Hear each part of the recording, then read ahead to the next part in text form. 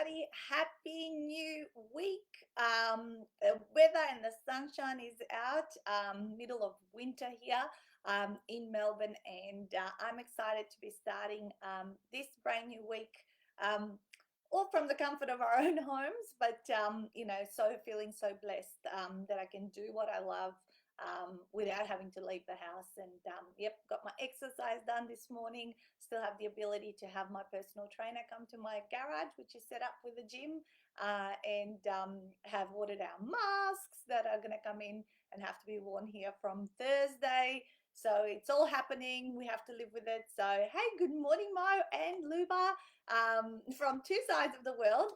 So today, you guys, I wanted to talk a little bit about the ability how to finish things that you start.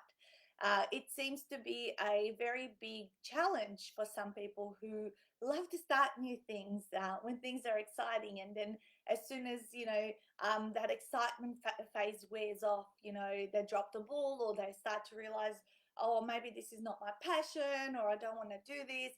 But it applies to many different areas of our lives. I think if you look at your overall strategy, like it's everything we do in life is a strategy, right?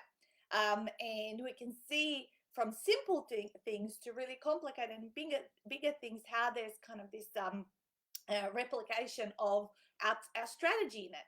I mean, I was reading one of my a book that I wrote but I never published. My journey of being pregnant with my first child and having that first child, and then the probably a few months afterwards. I think I wrote about 30,000 words in this. Good morning, Julie. Great to see you. um, so so basically I read that, and that was obviously about 13 years ago, 12 years ago. And back then I wasn't a business owner. I worked just in a full-time job, and I just kind of read through the things I was doing, how I was preparing for the child, and all the like the way my mindset was. And I can see how it's so similar, even though I wasn't a business owner back then, how have played out what has played out the next 10 years in my business, and how that kind of filters through. So why should I be speaking about this topic? Well, many of you who do know me and follow me, you know that I'm a great finisher. And anything I've started in life, any education, courses, like a lot of the time, I think a lot of people quit when they start learning something. I saw this very much happen big time at university, where people just dropped off and didn't finish their course that they started, their undergraduate 3-year diploma. At TAFE, when I was at TAFE, then my coaching, oh my God.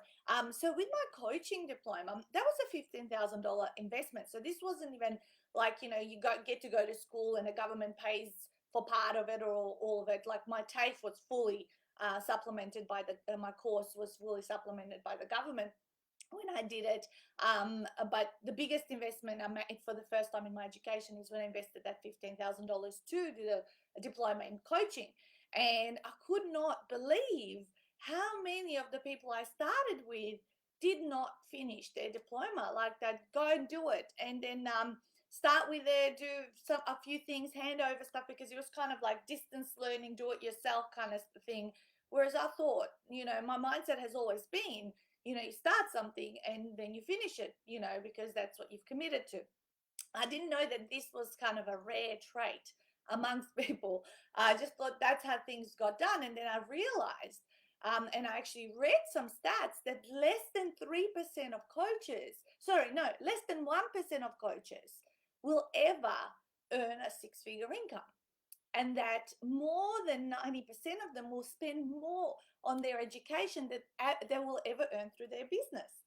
And that most of them will quit within the first 9 months of starting out. So those are kind of like some really scary stats. So I always chose to ask myself that question about how do I end up in that 1%?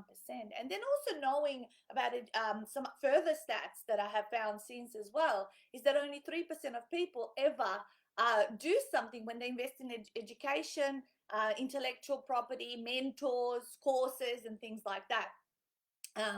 they have had too much money to waste yeah. So a lot of people waste a lot of time and money, and probably not time because they give up, right? On education, thinking, oh, this is my thing.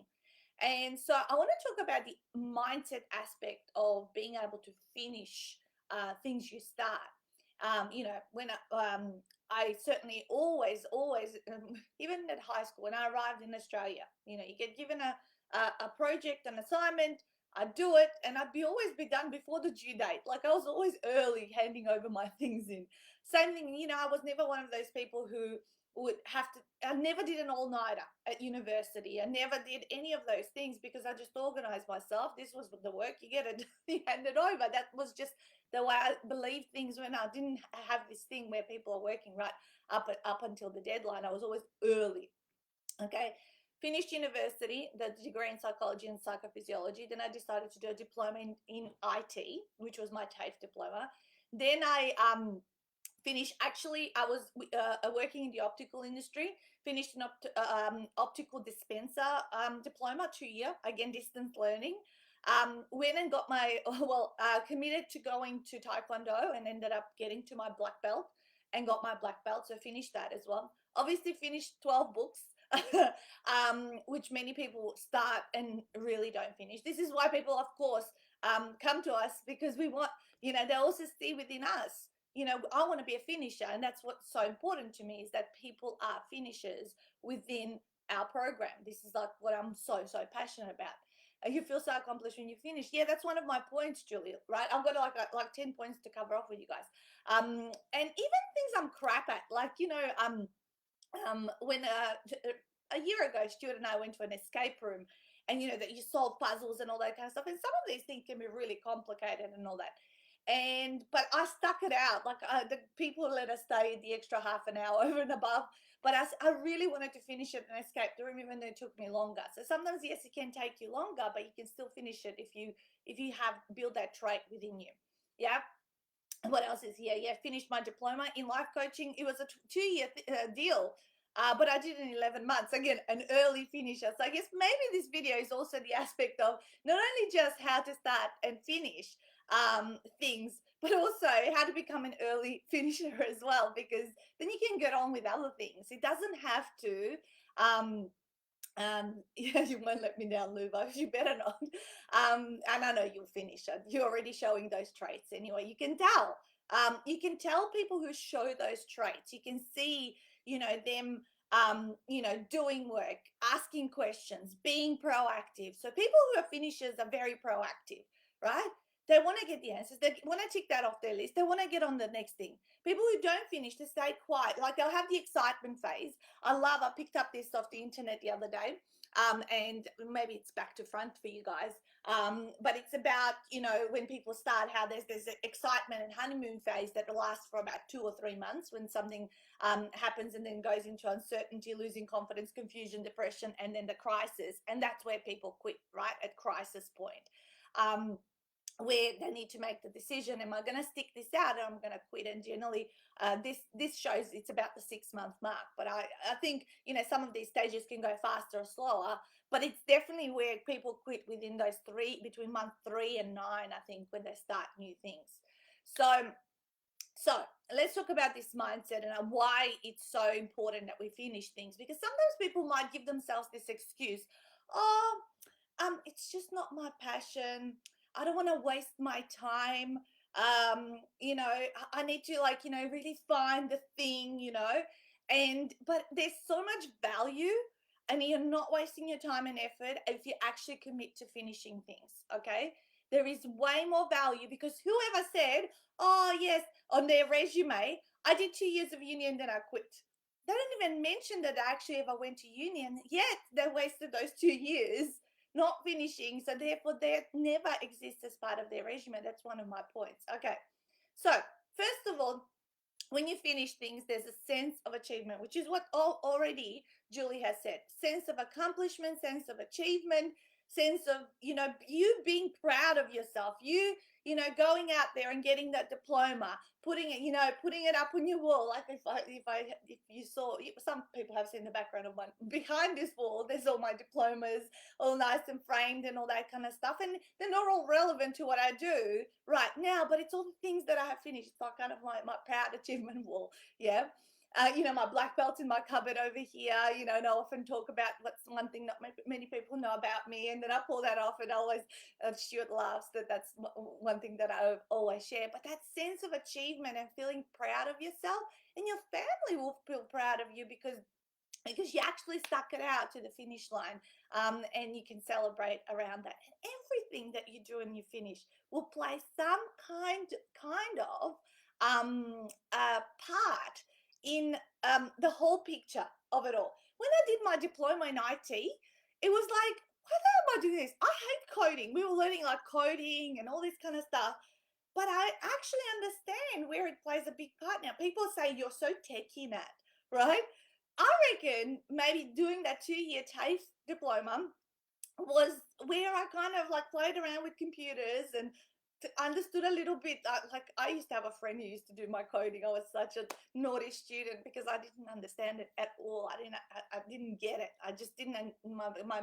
My brain did not compute those algorithms. But other things I picked up for, like maybe how to cleverly use Word and Excel and all that kind of stuff. Yeah. So, those things then have played a really big part right now. Yet I never never even wanted to be an IT employed in the IT industry, right? I just kind of didn't want to stop learning after I finished my degree in psychology and psychophysiology. And therefore I went and did diploma in IT. I just wanted to be a student a little bit longer. That was my whole thing, and I lived on my own and I worked 2 jobs and all that kind of stuff. And yeah, I just got that kind of and I even, like, I think I applied for a scholarship and I got it and ended up going overseas with the funds, because I was the only one who bothered to apply. That's the other thing people don't do. Like, they want to get grants, or they want to get a scholarship, or they want to get a speaking gig, right? But they don't bother to ask or apply.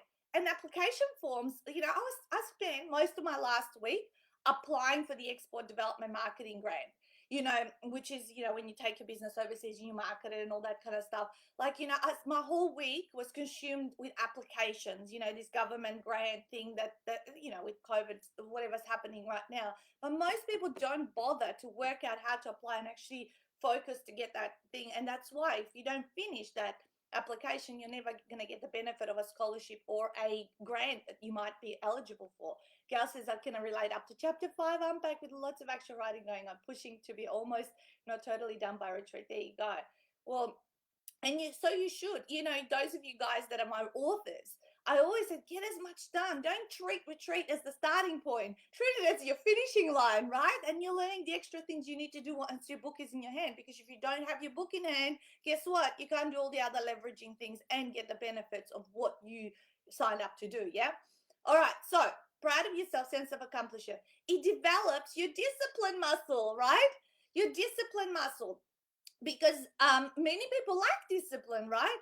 They talk themselves out of the things that are good for them, right? Did I really feel like getting up this morning an hour and 45 minutes before this this call to go do my workout and to do my stretching and my meditation? I don't feel like it. Like, I just want every day to be like a Saturday or a Sunday, right? But no, it's my planner. I commit to it and I follow through, right? So it develops your discipline muscle. Remember, discipline is transferable in all areas of life. There's a big saying, I don't know who said it, but how you do something is how you do everything. Yeah?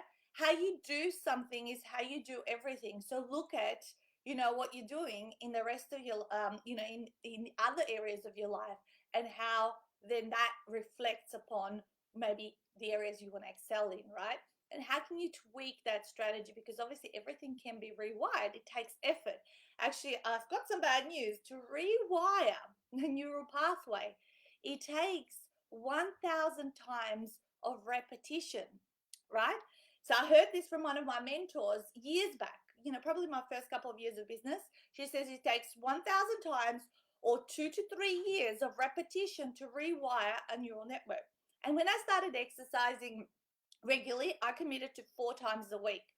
And so I said to myself, okay, I'm committing to this. I'm getting a personal trainer for 2 of those sessions, and 2 I'll do on my own.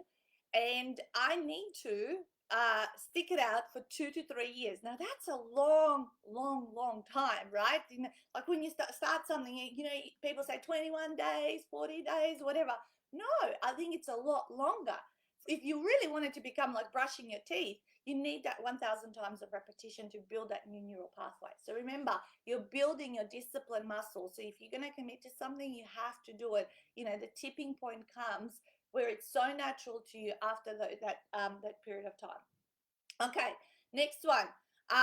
You get to move past the hard beginning and see the fun and rewards from your effort. Most quit in the early stages when it's hard. And a lot of you guys who have heard me talk about my mum's wisdom and famous saying to me that always has been drilled in my head, that's been every beginning is hard. You know, when you quit in the beginning, when it's hard, you don't actually get to see the fun and the joy and the rewards when you stick something out and you get to a point when it becomes easier and enjoyable and your passion, right? Yeah. So no one thinks that, oh, their business is like, you know, their passion until they start to really see, you know, helping people, transforming people. But to get them to get to that point and figure out how you can create a well-oiled machine that produces these results of attracting new people you can help, and then producing those results and having them seeing those rewards takes time, right? And I always have said it takes 2 to 3 years. When I see a tipping point of a client who really starts to skyrocket. Actually, I had a phone call on Saturday. I need to call her back. Diane McKendrick called me, and she's like, August was her retreat 2 years ago, right? So she's coming up to the 2-year mark, and she made a phone call and left me a voicemail and said, Nat, I just signed up my first $10,000 client, my first 5-figure client. And I'm so excited. I'm so glad I've stuck this out and I've done the work and I have worked on myself and all that. And I have lots of other opportunities and all that.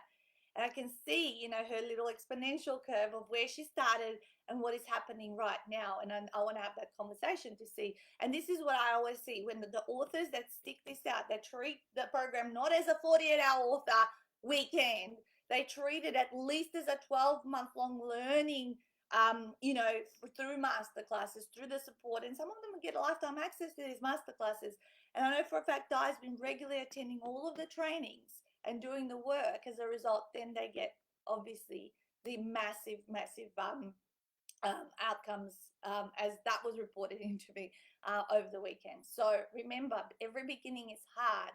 You're not going to feel passionate about the thing that you're doing and you're starting to finish, or when you're in the, you know, in the middle of that very beginning, where most people will quit, you know, when it's just gets, you know, to that crisis point where you need to make that decision.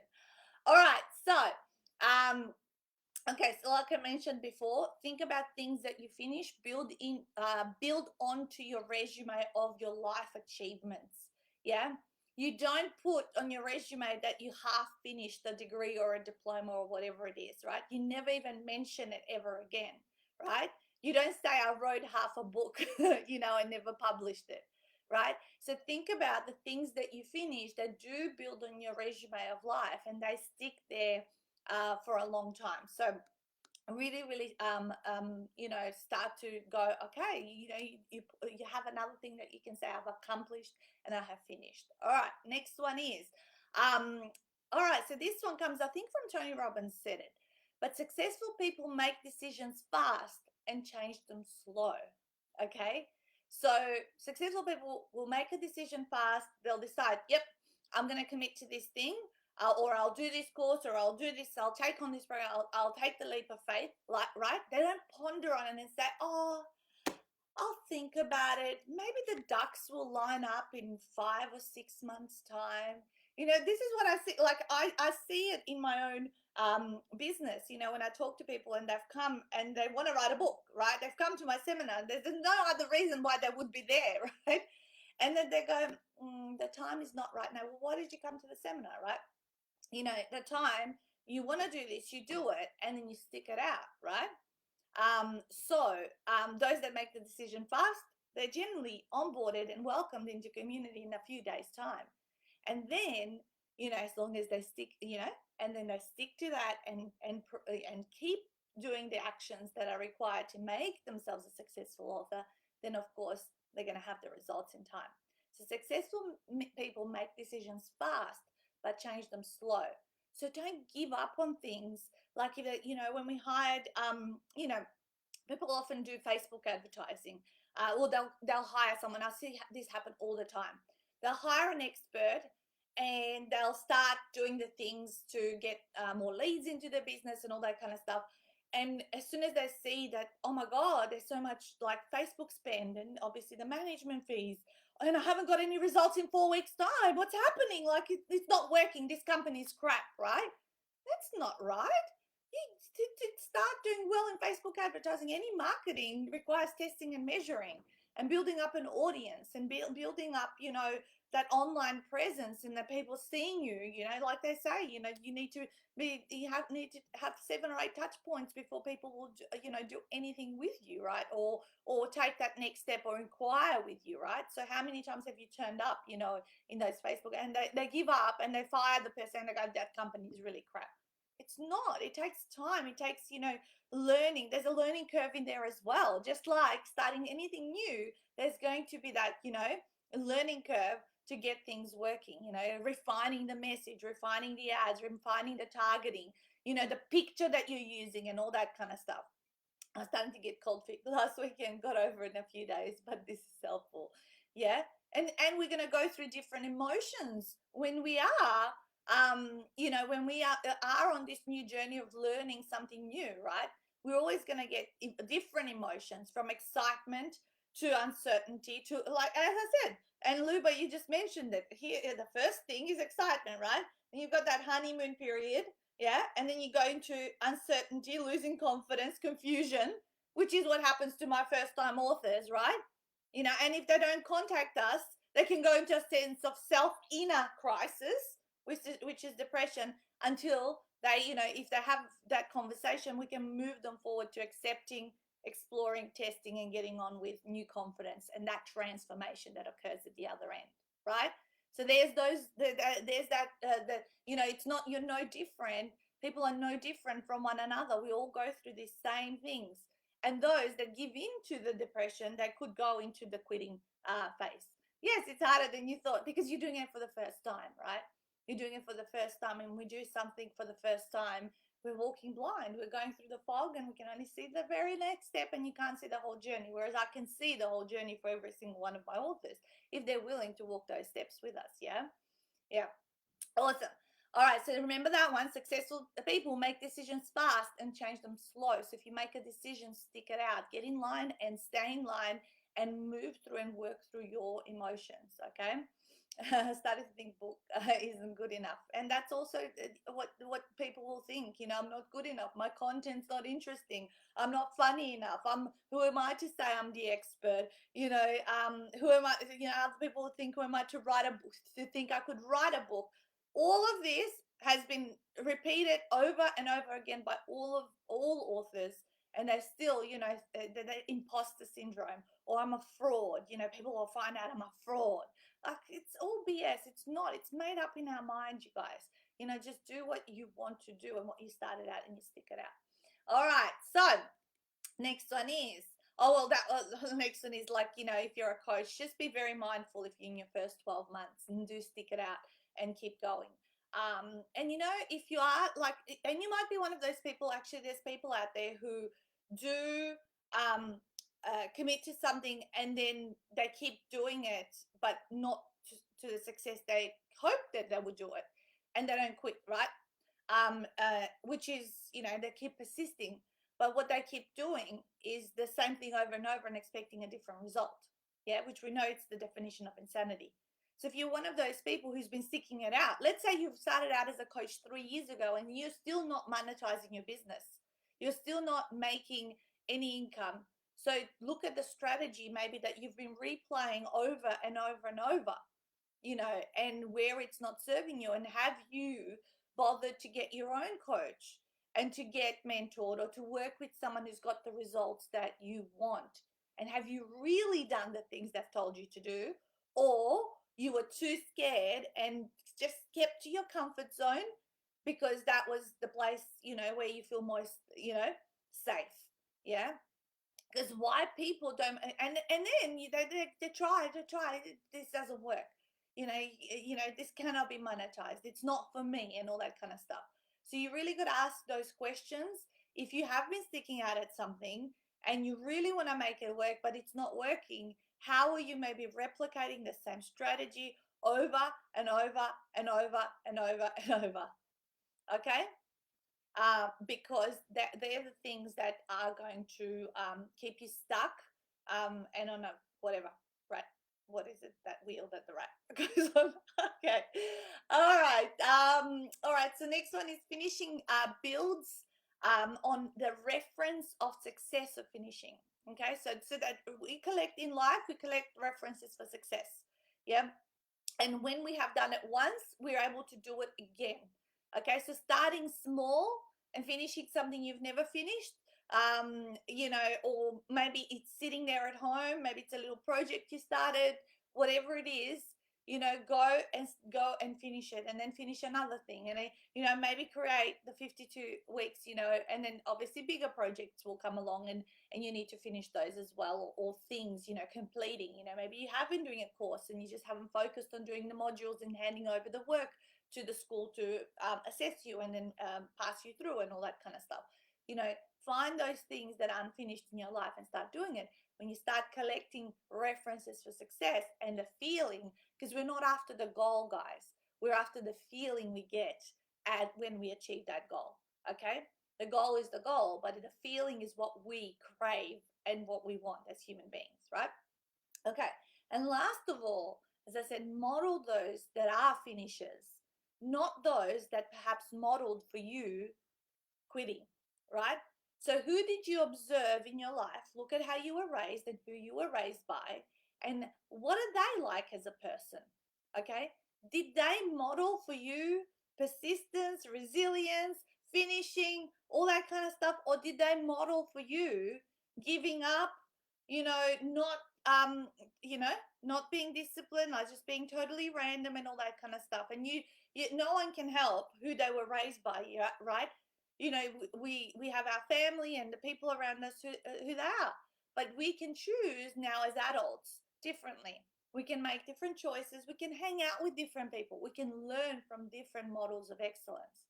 If you don't like it, you find the person who has got that result and does it, and listen to them, interview them, ask them questions. Why do you think I come on these lives every Monday morning? I literally just talk from my heart, like what I do on a daily basis in my life. It's not hard for me to talk for half an hour on these things because they're ingrained, and because people want to go, Nat, how do you do that thing? I want to have this result in my life. So therefore they listen to me and they go, okay. And this is what Di has, I'll use the example of Diane because I mentioned her before, but this is what she's always been really great at, is like getting inside my head and asking me really cool questions to figure out how she can replicate that for herself. Like, she finds me as super organized and she hasn't been all that organized, so then she's observed, asked the questions, and then implemented some of the things that really resonate with her, therefore getting the results she's now getting. Okay, so find those models of excellence, and sometimes you'll have multiple. It's not going to be one person. You might like one trait in one person, you might like another trait in another person. In business, you find the people who do the things, like I've just hired an email marketing company, right? Because I felt we needed to nurture and provide even more content to our database. And Stuart and myself don't have the time to create this constant content we know will nurture and build more trust and value within our community, right? So I hired that company at 10 o'clock in half an hour this morning.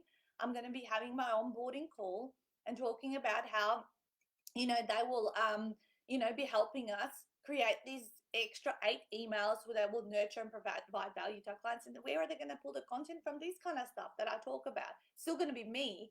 It's just that I'm outsourcing it to a company that I know does this really well for other entrepreneurs, and has had the feedback and all that kind of stuff. And I go, well, we haven't been doing it that well the last 2 or 3 years because we just simply have used the excuse of time. We don't have the time to do it. And of course, we triage the things that are more important, which we talked about a couple of weeks ago in business. So you find the expert and you outsource that particular problem when you can. When you can't, you learn from them and try to replicate it yourself. All right, so I am done. So something exciting, actually, I'm going to tell you guys about, and that I've just decided. So remember these planners, 2020? Well, 2020 was going to be the last year I was going to bring out the annual diary, if you like to call it. And last year we made A4 and A5 size. So this is that smaller size, and then it's the bigger size. And I decided I wasn't going to go and do 2021. Because they became a frustrating thing that I had to sell by a certain period, because obviously now we're halfway through the year. I've still got maybe 10 or so left, which is great.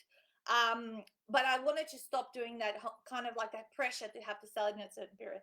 So Mum and I were talking the other day. She goes, why don't you just make it evergreen and get people to put the dates and months, and then they can buy it anytime and start anytime with the planner, because I'm going to miss it too. And I was thinking, I don't want to find another one person planner. This is my planner. I did it for me before any other people. And so we decided we're going to make an evergreen one. And right now it's in design and it's going to get printed. So the Ultimate Business Planner, it's going to be called. It's going to be the same layout like this one is, with the week per view, with the vertical, with all the times, like for entrepreneurs. They'll love it. Like the people already were saying to me, when is 2021 coming out? And I said, well, it's not, because I'm not making it. And they're like, oh, where am I going to find an upload like yours? And then I thought, there's way too many people that I'm going to have to turn away if I'm going to stop making it. So I said, you know what? I'm going to make an evergreen one, and people can start this at any time. And it's going to be the same format. All they'll need to do is spend the extra 10 minutes to input their dates. So it becomes whatever. So if you start in March, you can finish it in March and all that sort of stuff. So Julie, I'm making another one, but I'm only going to make the little ones because that's what I found people preferred, the little ones. So I'm going to make pink and black, like I have in matte, like that. And it's going to be Ultimate Business Planner. And yes, so it's in like right now. This week I'm going to finish design, and then I'm going to order printing, and it's going to become, so that's happening. And I don't have to send people away looking for new planners. So have a wonderful week ahead. I'm going to go do my live in my authors group, and yeah, and this week is event week. Australia half day tomorrow and USA on Wednesday. We've got our half day events, and we're raring to go. So wherever you are, stay safe. And if you're in Melbourne, get your masks ready. If you're going to head out from Thursday, because that's the new way of life for a little while. And we're just going to do what we've got to do to get through this, because this too shall pass. Have a wonderful week and smash it out. Bye, guys.